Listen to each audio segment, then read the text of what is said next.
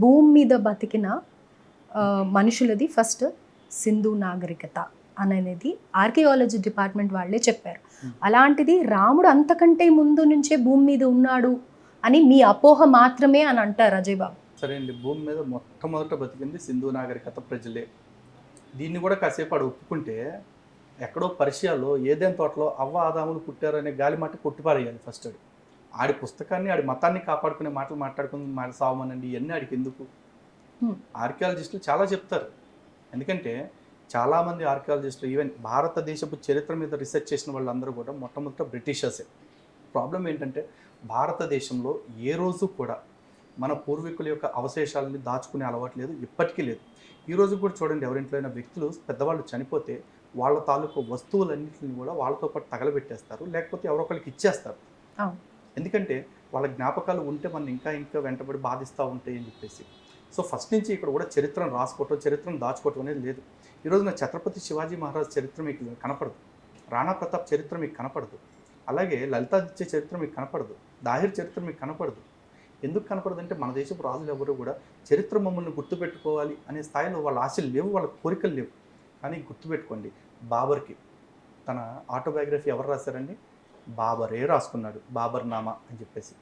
అక్బర్ చరిత్ర, అక్బర్ చరిత్ర రాసిన వ్యక్తి ఒక అతను ఉన్నాడు కదా, అక్బర్ నామా రాశాడు.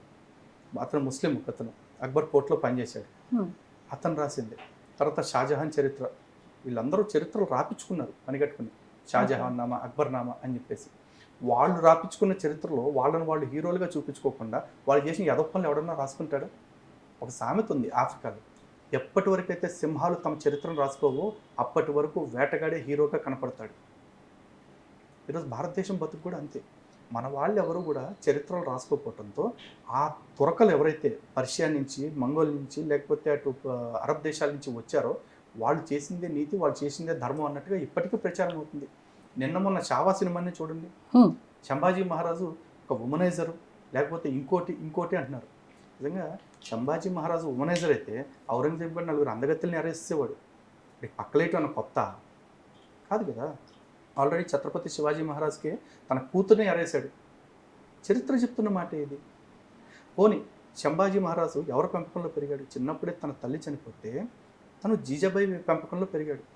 అదే జీజాబాయి పెంపకంలో పెరిగిన శివాజీ ఛత్రపతి అయినప్పుడు అదే జీజాబాయి పెంపకంలో పెరిగిన సంభాజీ ధర్మవీరు అవ్వడా? సంభాజీ మాత్రం ఉమనేశ్వర్ అవుతాడా? ఈ మధ్యకాలంలో వచ్చిన ఇలాంటి చరిత్రల్ని ఇంత దారుణంగా వక్రీకరించి అందించిన వీళ్ళు మన పూర్వీకుల చరిత్ర, మన పురాణ పురుషుల యొక్క చరిత్రని మనకు సవ్యంగా అందనిస్తారా? ఎప్పటి నుంచో భారతదేశపు చరిత్ర అవశేషాలని తుడిచిపెట్టేటు అనేది ఒక యజ్ఞంలాగా చేశారు వాళ్ళంతా పాశ్చాత్యులు.